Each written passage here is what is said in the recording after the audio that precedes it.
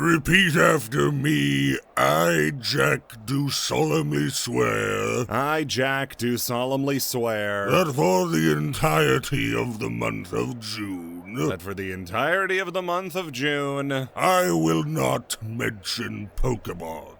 I will not mention Pokemon. Under threat of death. Under threat of death. Huh? Welcome to Digimon! That's right! This month we'll be going over all things having to do with Pokemon at home. We don't miss twice, knock it off! Holy shit, they were serious! Digimon is a series. Both the actual content and the story surrounding it has been a topic I've gotten really interested in. I wasn't a fan per se growing up, but it was my brother's favorite. Even nowadays, when he's cooled off on the other one, his love for Digimon has arguably only grown. That's despite me making fun of Digimon for years, and since the universe doles out justice in very weird ways, I'm now stuck talking about it for a month. This is a test to see how many times I can bring up the funny Digimon pictures and get away with it. In the realm of gaming, Digimon has had one of the most eclectic lineups of any series like it. Other creature-capturing RPGs from the 90s, ending in Mon, have dabbled in weird sub-series, but those are the exception. With Digimon, the rule seems to be to rip the formula up by the roots and try something totally different every time they make a new game. That's how you end up with a dungeon crawler, Smash knockoff, and racing game all released within a year of each other. And before this, the amount that I had played was 1. That game was hide and seek after I deleted my brother's Digimon World Dusk save file when he was over at a sleepover, and he threatened to kick the crap out of me. Digimon really didn't leave me hurting for options to talk about, but to talk about it, there's no way I was going to start anywhere other than the very beginning. You want to know what this is? Buddy, I got the answers. You're not gonna like them. Even if you only have a passing knowledge of Digimon, you probably know that it was always not its own thing. One look at a Digivice, and you probably know that it and Tamagotchi share tons of similarities. Tamagotchi itself was created only a year prior to Digimon by Maita Aki and Akihiro Yokoi, a simple pet simulator that puts you in charge of caring for a little digital creature. Feed it, clean up after it, give it a good education, and play games with it. Depending on how well you did, it would evolve into a new form. And after a while, it would kick the bucket, leaving behind an egg for you to start all over with. One word sums up the explosive success of Tamagotchi: simplicity. The concept of raising a pet is one that, no matter the age, you can grasp. If the thing starts crying and asks for food, give it food and it'll stop crying. Add on a few more systems and roguelike elements, that's raising a child. This meant that anybody from any age group could understand the Tamagotchi and what needed to be done. The kids playing it, the parents helping out, the other kids who didn't know what the big deal was. It had universal appeal from both its ease of understanding and, importantly, access. Tamagotchi had an uphill battle, as the market of handheld video games in 90s Japan was a one-horse show. Game Gear stepped up. It'd have stepped back down if Nintendo left anything. The Game Boy wasn't going to lose. The thing had Tetris and the option to play another game. What was Bandai supposed to do to compete? Well, the Tamagotchi presented a simple answer: do something else. They didn't need to be as big and as flashy as the dedicated handheld consoles. With Tamagotchi, they had the ability to sell their own video game on their own hardware for a price that made buying another one because the design looked cool totally reasonable. At around $15 a pop, Tamagotchi made for a great replacement for an expensive Game Boy or a bunch of toys that the kid would get bored with after a week of play. If you didn't trust your kid with an actual pet because they had bad vibes, a Tamagotchi gave them all the satisfaction of holding life in their hands without the worry of if they killed it. It's a lot easier to bury a Tamagotchi than a dog. Tamagotchi would see its widespread Japanese release in 1996 and 1997 the world over. And since then, it's gone on to become one of the most recognizable toys in history. You ask somebody from the right era what toys defined their childhood, and they'll bring up Tamagotchis, no doubt. Over 40 million Tamagotchis sold made it the frontrunner in an industry it helped to create: portable virtual pets. Almost as many people had a knockoff Tamagotchi as they did have the genuine article. And they remain in production today, either in newer, updated models with better features, or in the classic 90s models, for if it's just getting really tough out there today. But there was one problem. Why can't I use this thing to fuck somebody up? Don't get me wrong, the chain always meant there was flail potential, but there had to be a better way to pit Tamagotchis against each other. Tamagotchis, while intended for all ages, were primarily marketed towards, and skewed audience-wise towards a female audience. Boys still bought them, but not as many as they could have if Bandai had focused on that market specifically.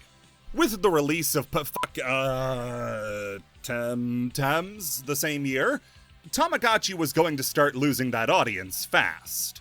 So they decided to cater to them with a Tamagotchi spin-off meant to appeal to boys. This was Digital Monster, the very first version of Digimon released back in 1997 that took the same form as the original Tamagotchi. A small collectible keychain toy where you could raise a monster from a baby all the way up to adulthood. Except with Digimon, instead of growing up to be a little critter with a hat, you were raising dragons, demons, and monsters for the purpose of battling with other Digimon. The toy featured an interlocking mechanism where two Digivices could connect, and you'd be able to fight against other kids the same way you'd fight monsters in the game's solo mode. While Digimon's creation is often attributed to a Bandai employee named Akiyoshi Hongo, he was about as real as the monsters you were raising. That is to say, he might be. In reality, it was a joint effort by the original Tamagotchi creator Aki Maita, manga author Hiroshi Izawa, and marketing director Takechi Hongo. They just mashed all their names together to make the fictional creator of their new toy expansion. Another important figure from Digimon history who helped to define it was Kenji Watanabe, the chief designer of the series who showed everybody what a Digimon was meant to look like. The guy designed Agumon. Everything after that was just gloating. Digimon's popularity was pretty much in pace with Tamagotchi's, which was to say, it was really successful. Digimon found its opening in the market and filled it well, giving kids a flavor of virtual pet that had a bit more edge to it. This would be the start of a bigger push by Bandai to turn Digimon into a franchise that could stand up to Monster Rancher. Along with the virtual pets would come a whole bunch of Digimon content, namely a card game in 1997, an animated series released in March of 1999, and a proper console game released on the PlayStation in January of 1999. Digimon World. While it wasn't the first Digimon game ever made, that being released back on the Saturn, it would be the first to release in America in 2000, 2 years after the Virtual Pet's release, and as such is just as much of a part as many people's memory of Digimon as the pets, anime, and cards were. Without a doubt, this is the most famous Digimon game released before the modern era, so it makes all the sense in the world to talk about it. So why aren't we? Golly, I didn't like this one! Digimon World is a one-of-one game. This sort of take on the creature capture formula is one that has never really been replicated outside of Digimon. That's for better, and certainly for worse. I got 10 hours in before calling it quits and felt like I had been running in circles for the entire time without any help to try to figure out what was happening. And yet, that's precisely why so many people still hold it up as a classic and the best game Digimon ever got. Why is that? There are cheat codes I don't know about, aren't there? I think my biggest issue was that I didn't play Digimon World 20 years ago, and honestly, that's on me. The game's allure isn't necessarily from the gameplay, but rather the vibes of the whole experience. You're dropped into the digital world with nothing but an Agumon to your name and get asked to help stop File Island from being destroyed. I could try to extend that summary out to a second sentence, but what's there to say? The game's lack of a structured plot is part of its charm. You've got a goal, but the journey there is entirely your own. How you choose to explore the island, who you meet, what quests you do, what items you collect, and especially how you raise your Digimon, that's the story. That's the appeal. The game is completely hands-off in terms of progression, trusting you to find your own way based on tiny hints scattered through the world that point you in the direction of something helpful. It's exciting! There are no waypoints pointing you in the direction of something good. You just gotta go down the path and see what's at the end. There might be something good, might be something bad. You won't know until you try. There is no one correct direction to go in the game. You can go anywhere you want, you just have to know how to get there. The mystery of the game makes it the ultimate playground gossip. You'd talk to your friends and tell them about how you found Celamon on the beach, and he helped you get to the jungle area, and they'd start flipping cars and smashing windows. There's a jungle? It's got Muchomon? Oh, shit.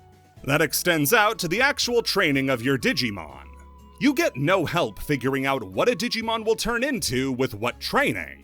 So when you find some combination that actually does yield a new one, you take out a piece of paper and write down the stats. Okay, I got Betamon's attack and HP up, and it turned into Seadramon.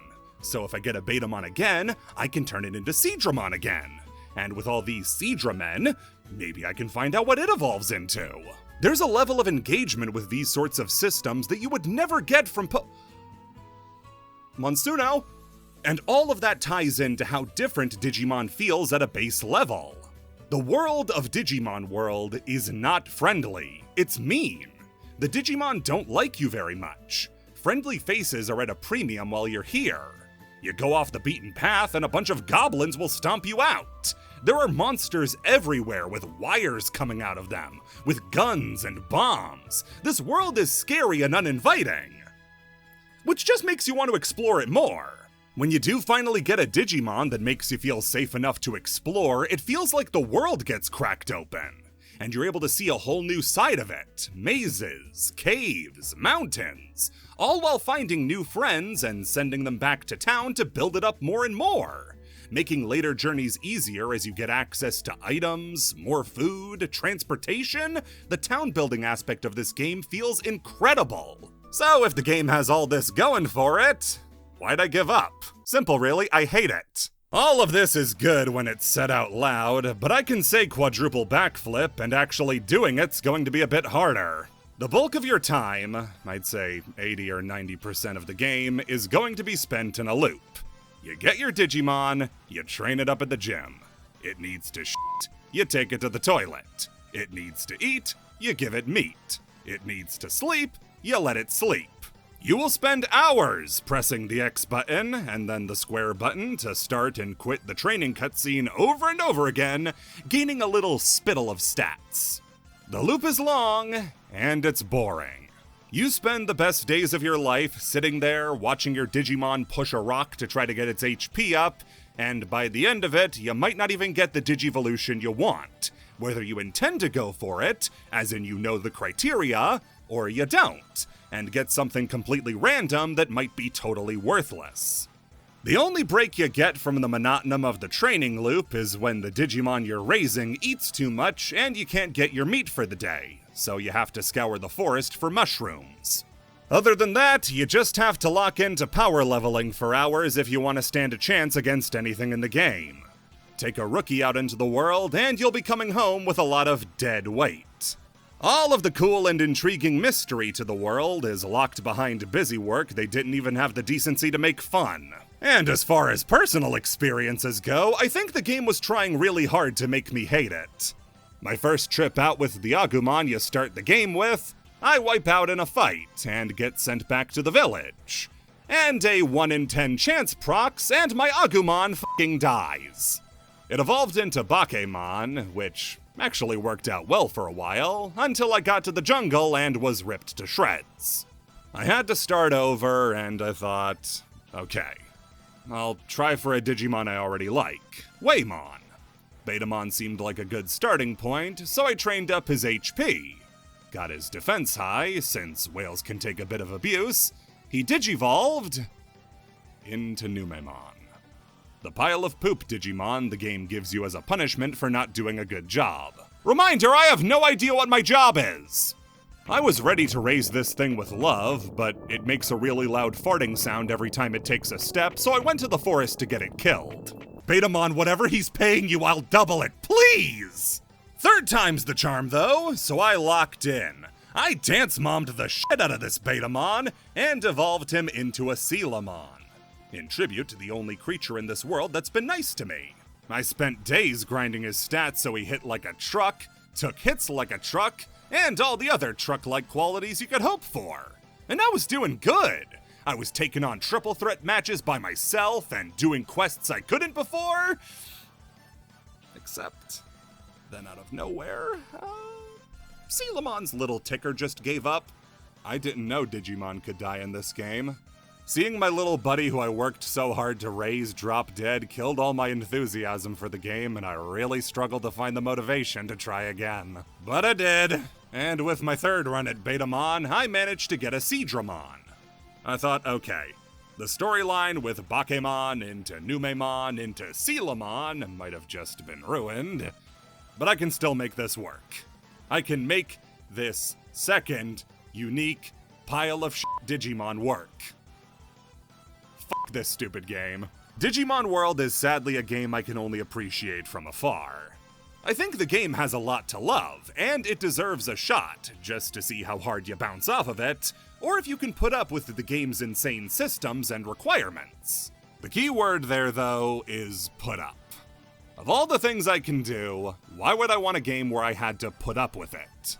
To anybody eager to tell me about how dumb I am and how they could have easily fixed all my problems with the game, I will only be accepting criticism from people with 100% runs of the game uploaded within the previous calendar year. If you use emulator settings, you're a pussy. So I'm in a bad spot. I know I have to cover Digimon World, but I hate Digimon World. The Digimon World gameplay style, though, is one only Digimon has ever done, so I can't abandon ship yet. Well, why not move on to the sequel? They probably ironed out the kinks and made it more user-friendly. Remember when I said Digimon didn't stick with a genre? Every Digimon World game in the original lineup is a different game. World 1 is a pet-raising simulator with an attitude problem. World 2 is a dungeon crawler with more car parts than fans. World 3 is a turn-based RPG that people actually liked, and 4 sucked. This screams we had to release a bunch of Digimon games out in the West to capitalize on its popularity, so we gave a bunch of unrelated games the same name, but no, this is how it was meant to be in Japan too.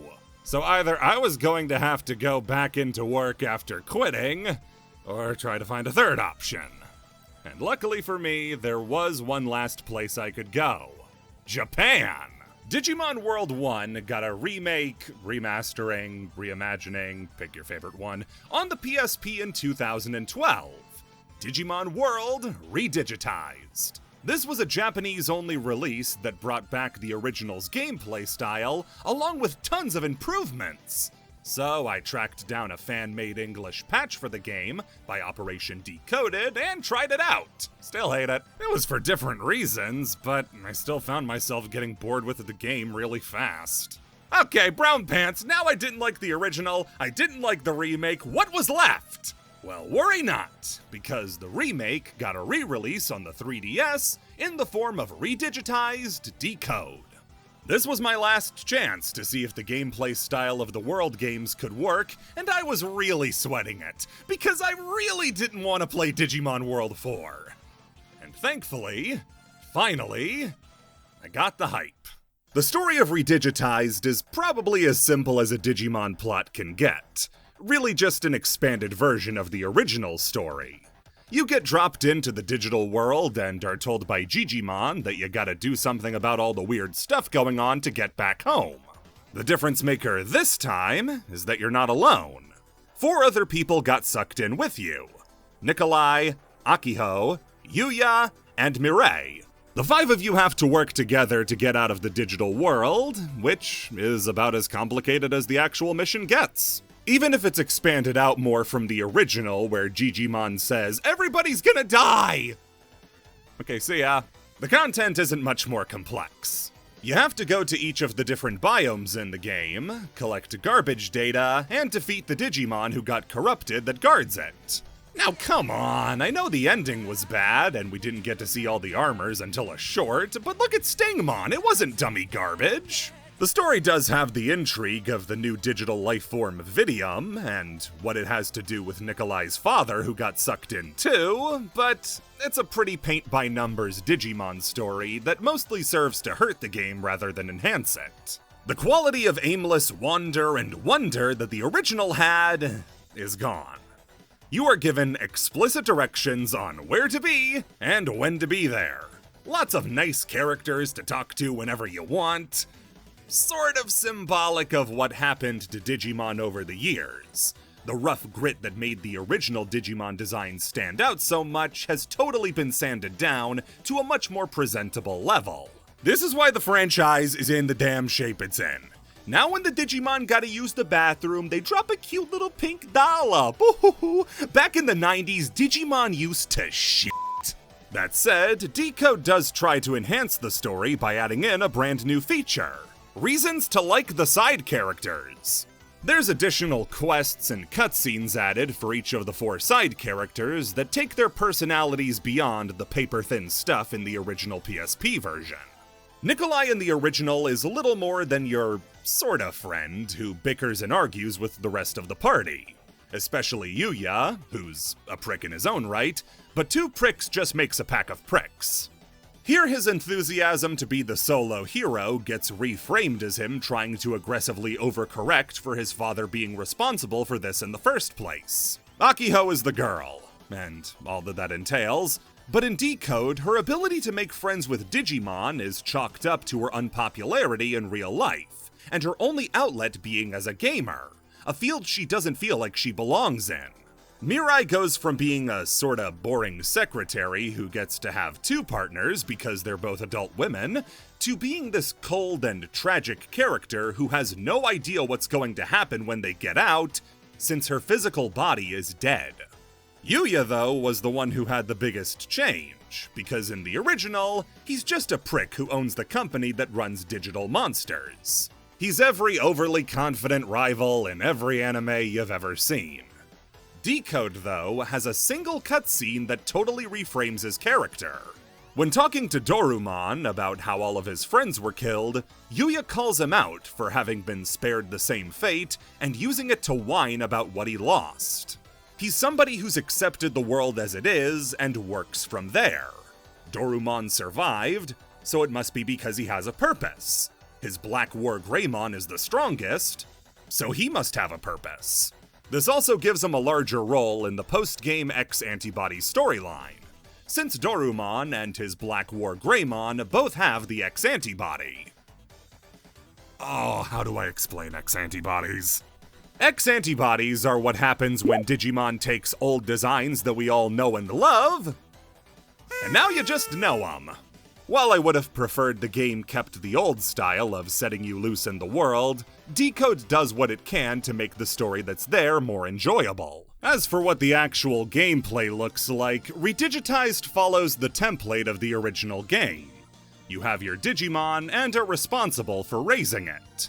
That includes keeping it well fed, happy, not pooping itself, and training it to reach stronger forms. The gym returns from the original, and, well, yes, you do spend a lot of time here. The game affords you ways to make the grind as non-grindy as possible. First off, the stat buffs across the board are much higher, leading to less of a feeling of uselessness as you get a bit stronger across multiple days of non-stop training. There are also items like radishes and carrots that can be found in the forest, and eventually in shops, that increase the results of training, and higher-tiered equipment that gives much higher bonuses at the cost of a tough minigame to get it. Speaking of which, these have been made interactable compared to the original.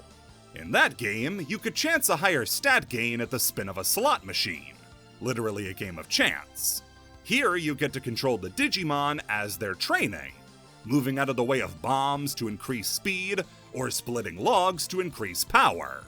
While you still got the option to just mash through more training quicker, Power leveling certain stats with the items and advanced machines means you get upwards of 250 points in a stat in the same time it would take you in the original to get 25. This especially helps with Digivolutions, which are one of the few aspects of the game that retain a bit of mystery.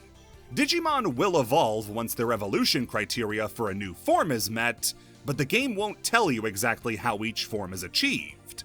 Instead, each Digivolution will have a little blurb explaining the basics of the form and how you can achieve it.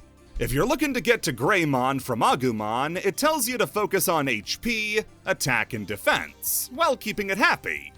Tyrannomon, meanwhile, tells you to forget about every other stat and to only level up attack and win a bunch of battles, as some Digimon have specific criteria like winning so many battles, being happy enough, or the hardest of all, making enough mistakes while raising it. To get from Demi-Devimon to Devimon, you need to let him shit on the floor a few times, which does incur a stat debuff whenever you let it happen, so make sure to get it out of the way before going in for training. By following the hints, I was able to get to a Metal Greymon on my very first Digimon, which, compared to the PSP version, I didn't see an ultimate until my third Digimon. When a Digimon expires, you can choose for the new one to inherit the stat gains of the original, which will give it a huge head start in stats, and let you hit the stat cap in a few generations. Be warned though, doing this makes planning a Digivolution route impossible. You have so many inherited stats that trying to focus on one to get an evolution based on those stats is impossible. I had to ditch my plans of getting a Machine-Dramon once the game decided it was in a Hercules Kabuterimon mood. You can also store the essence of a downed Digimon into an assist, getting a limited amount of callouts to assist you in fights after they're gone. The game didn't do a good enough job explaining you can do both an assist save and a stat save at the same time, so I never put one of my Digimon into an assist slot for fear I'd start back from zero in terms of training. While I started with Agumon, and got a lot of use out of Metal Greymon, I've never liked the idea of using the Digimon from the anime. It makes me feel like a cosplayer. What I really like is using the Digimon that get forgotten about. So my main partner in the game was Candlemon. After training him for a while, I managed to get him to evolve into a Digimon that I loved even based on my limited exposure to Digimon as a kid. Meramon. He's on fire. He's badass. After that, I was dead set. I was going to do anything it took to get him to evolve into his ultimate form, Skull Meramon. He's so cool looking! He's on fire, he's on chain, he's on mask! All that mattered was not getting the other Meramon ultimate. I wanted to avoid it at all costs. So of course I got it. I took Meramon to the crapper, and he came out blue. This is Blue Meramon. Meramon but blue. If you were a dog, you wouldn't even know he evolved! Luckily, I was able to pull it all back with his final Digivolution, as when he went into his Mega form, I got exactly what I wanted. Boltmon. He's a Frankenstein-style Digimon with a huge axe and an attack stat that broke the rest of the game. There was nothing that outpowered him with his over 1,000 attack stat. It didn't matter if he was slow, he hit and got hit. You were going to get hit, it was only a matter of time. I love Boltmon, and he loves me. When it comes to combat, this is where the World style of games really stand out.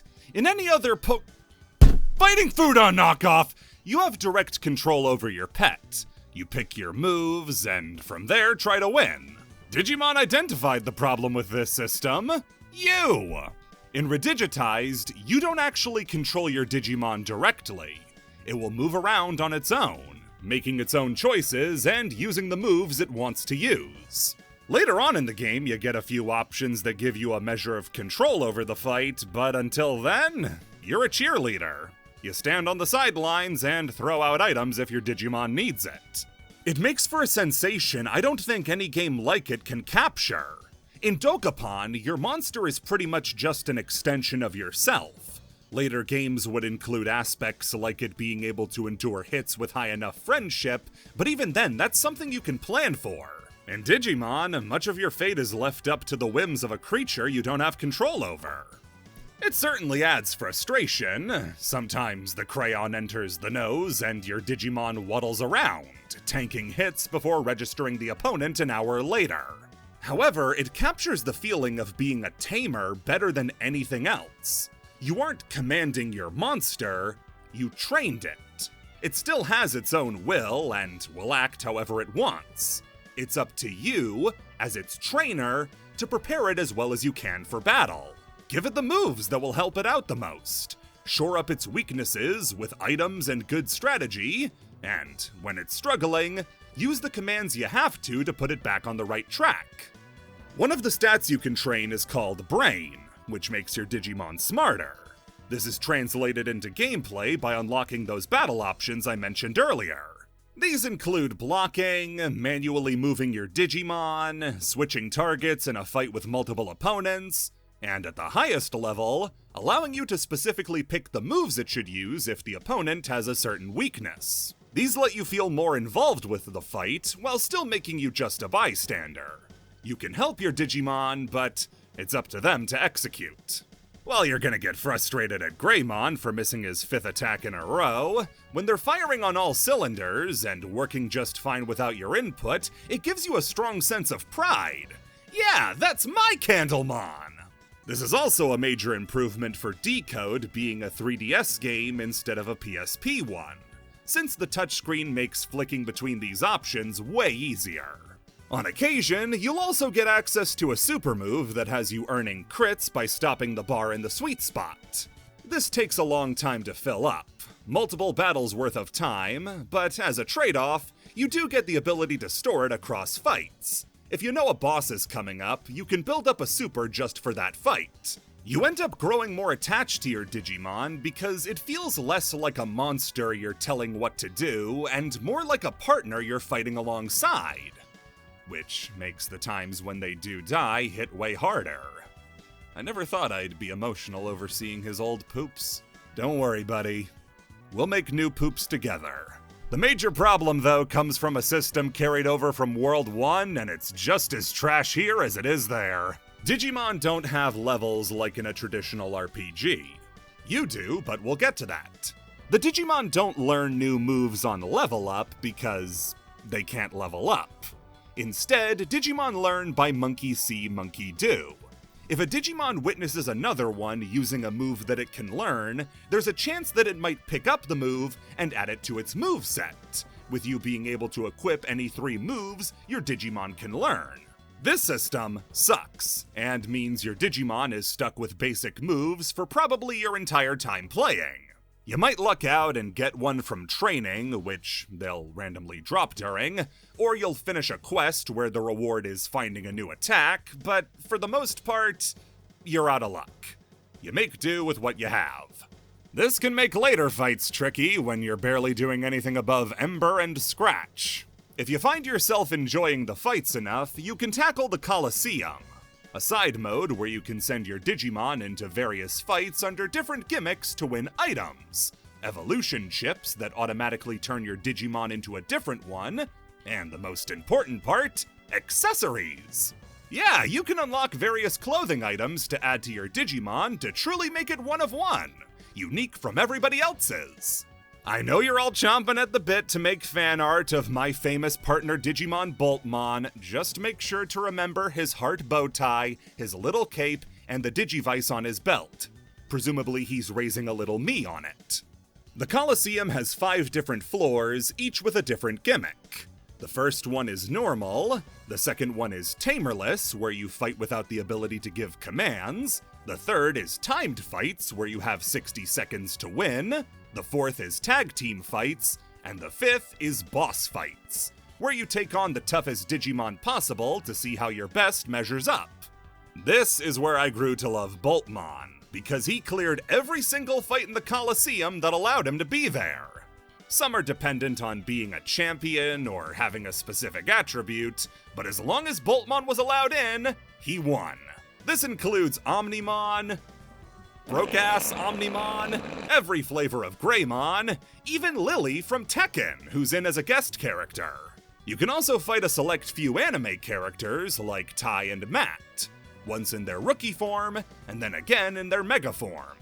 Beating enough fights unlocks a gym on the first floor that's directly next to a bathroom, so you don't have to waste time on trips. And by beating Rosemon, you unlock the advanced machines all in one spot instead of having to go to them scattered on different parts of the map. The game really wants you to complete the Coliseum, and if you can raise something as good as Boltmon, you should probably try it out. Another aspect that was carried over from the original Digimon World, along with its structure, combat, and raising mechanics, was the town building aspect. Across the game are Digimon that require you to do a little side quest for them to come back to town with you. It can be something simple, like telling them to shut up, or require you to collect certain items for them. In some cases, you might even have to fight a Digimon to get them to come back with you. A lot of them will simply fill up the streets and bum around when they come back, but others can open up services for you to use. Bringing back Meramon opens up a restaurant that, at a price, will feed you and raise your stats at the same time. If you bring back Growlmon, he opens up a store that will let you purchase food items that normally only drop at random in the wild, like the carrots and radishes, or strawberries that hugely up your weight, which is a requirement for a lot of Digivolutions. A few of them will also reference their roles in the original Digimon World, like Birdramon acting as fast travel, and Palmon improving the meat garden. Even if a Digimon isn't helpful like all these guys, bringing them back makes the city feel more and more alive as the streets get fuller and you see familiar faces again. And to really line up with the idea of growing the village, you get to help out the in-training Digimon around town grow up into their final forms. It makes the whole world feel more lived in. And by the end of the game, it acts as a really cute marker for your progress. There are some side quests that I do regret doing though, because the juice was not worth the squeeze. Shogun Geckomon requires tons of food to get back to town, where he opens up a hotel you can store non-store owning Digimon in order to earn a little money on the side. I was never really hurtin' for money though, so I ignored it pretty much as soon as I unlocked it. Ikakumon would have had to turn water into wine and make the lame walk again to make his side quest worth it. It takes place in the sewers and has you picking up 20 pieces of poop because Ikakumon is worried that the sewers are too dirty. Bringing him back will lower the collective IQ of the town, but might as well try. You go to pick up the poop, but your Digimon is too disgusted and won't help out. The only answer is to turn them into a Sukamon, one of the many Digimon made of poop. You can do it harmlessly by finding King Sukamon, who can turn your Digimon into and back from Sukamon. Finding the poop, though, is a tedious task that has you facing ultimate level Digimon as a pile of poop. You might have to fight the boss of the dungeon as a gag character. The reward at the end is the ability to turn into a Kakumon. Why the hell would I want that? Stemming the headache is the fact that Redigitized is actually a funny game. There were more than a few instances of writing in the game from sassy or ornery Digimon that were really funny. As I've played more games, I've realized this is just how Digimon are written, and it's nice to see that if stuff like the human designs don't get to keep a lot of the style that Digimon do, the writing still gets to have some bite. Another aspect with a lot of style are the graphics.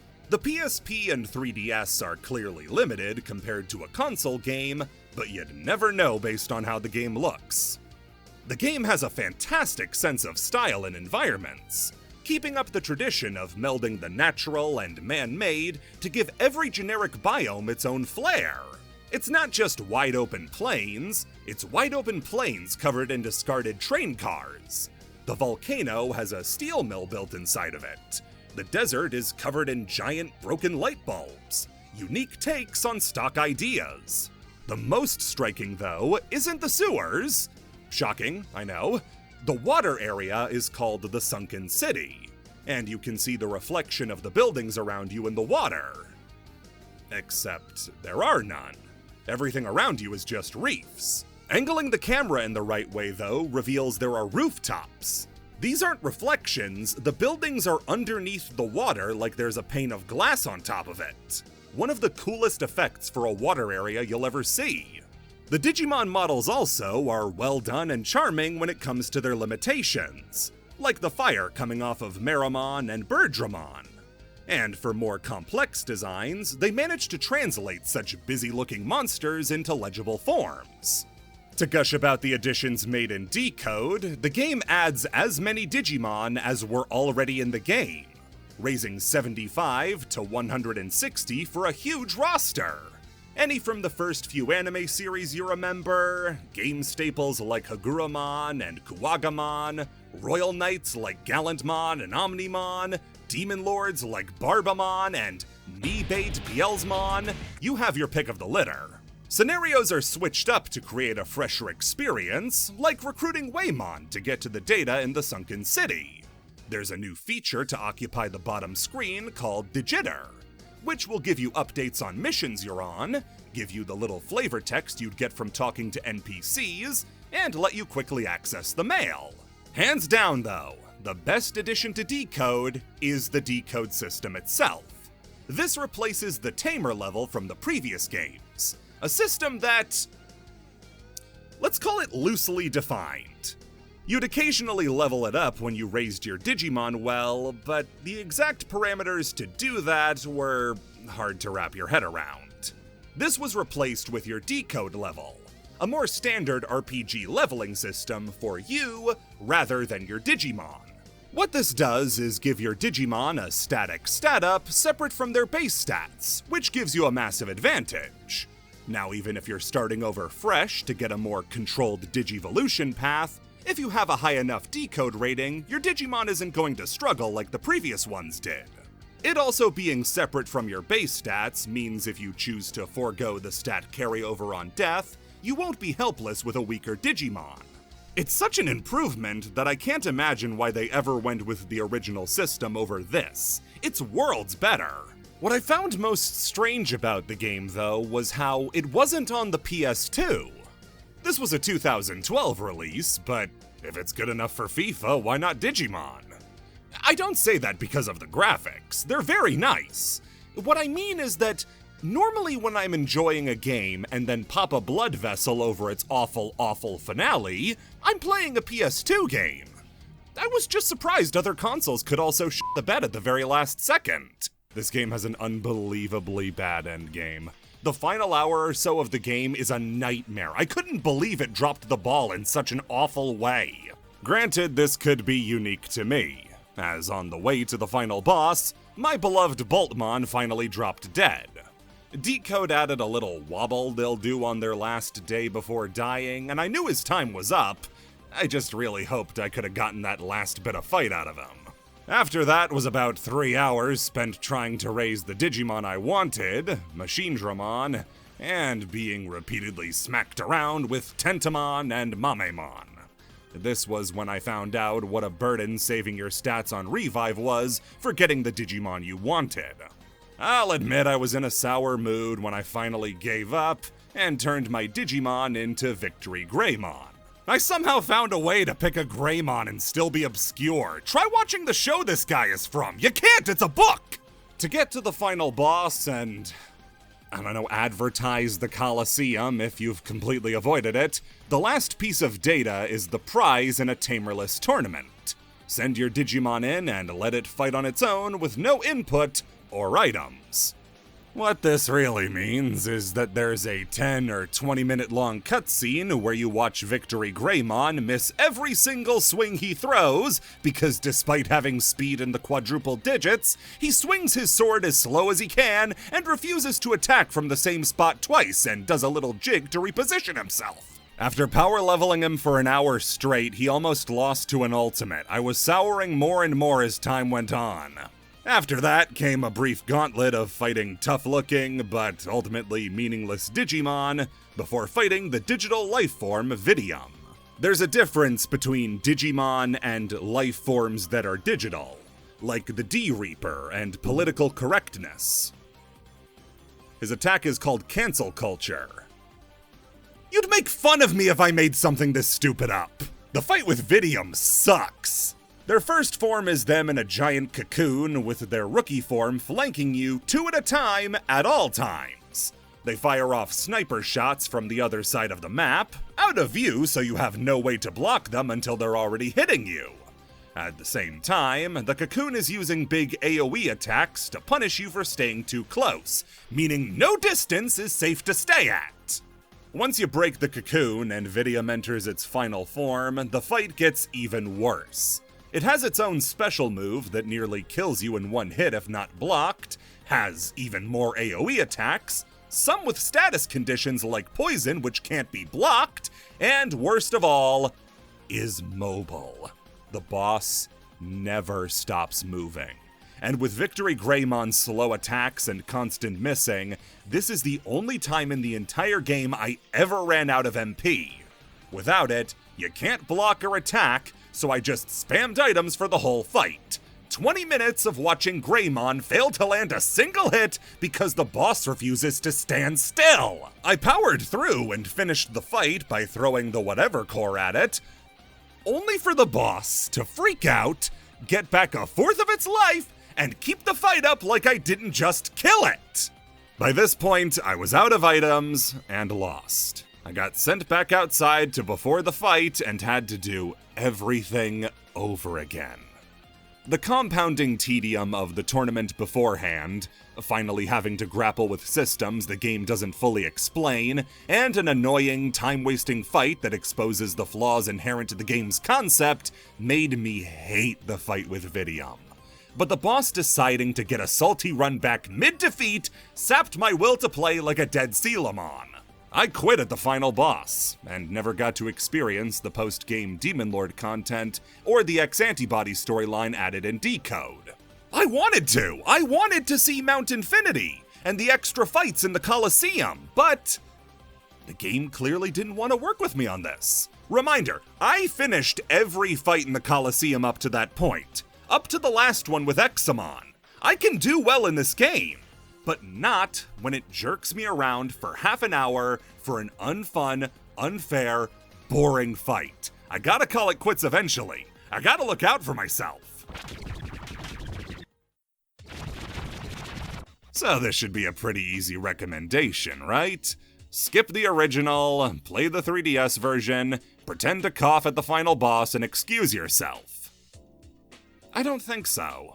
See, I did enjoy my time with Redigitized a hell of a lot more than I did with the original. It's not a contest for which of these games I'd sooner replay. And yet, I can't imagine Redigitized garnering the same emotions that the first game did. That game is special and weird in just the right way that it would become a lifelong memory. Even if you hated every second of it as a kid and only got Sukamon and Numamon, you'd still look back and say, oh yeah, I loved that game. That's because it gave you something nothing else could. A unique experience like that can only just be emulated by Redigitized, and even then, it's bogged down by its polish. A story it didn't need, a structure that doesn't work to its advantage. As a game on its own, it's very good. But as a reinterpretation of World 1, I think it fails. Digimon World is a perfect storm of so many weird situations and time-sensitive scenarios that could have only ever existed at that exact moment in time. It's the franchise we all know and love, but from a time where it didn't even know what it wanted to be. Metal Greymon's blue in this game!